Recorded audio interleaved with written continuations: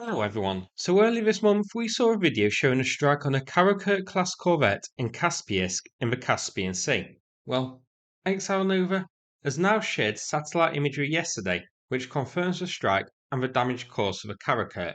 This was hit by at least one or two FP2 attack drones, with the drones hitting the ship just above the bridge on top. The ship is still floating, so the hull wasn't breached here, but you can see some pretty sizable damage was caused by the drone strike. And if we zoom in like so, you can see that this isn't superficial damage to the structure that's easily repaired, but rather the drone actually penetrated the top of the ship. A pretty big hole is visible here. And this gets even better, because if we check out this nice diagram of a Karakurt, you can see that the damage is in the area here, circled. So, critical systems of the ship, including the radome, described on the diagram as being the mineral and surface target detection and indication systems.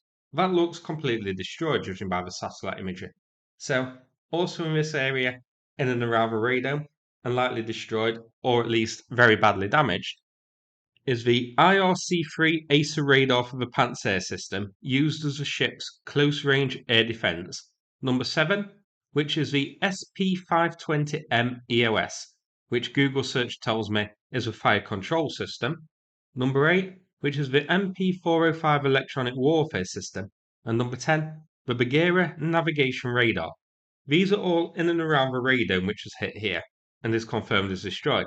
So even though the Karakurt isn't sunk, I think it's safe to say this is going to be out of action for a long time until all of this is repaired. This wasn't some middling strike on an unimportant system. Ukraine took out a massive chunk here of the Karakurt's key operational systems here.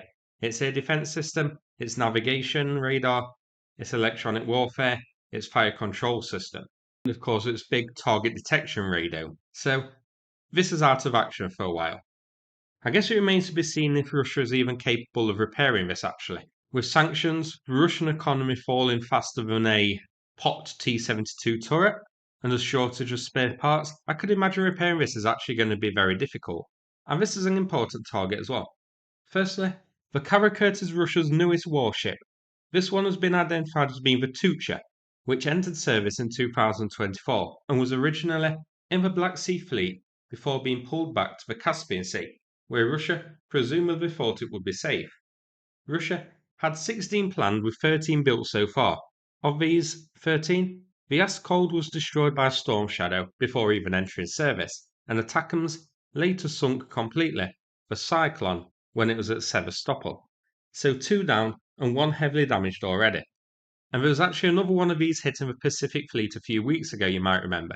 But so far, we don't have satellite imagery of the damage to that one. Another reason these are so important is that these launch Kalibr long-range missiles at Ukraine. So hitting this and taking it out of action makes Ukrainian cities much safer.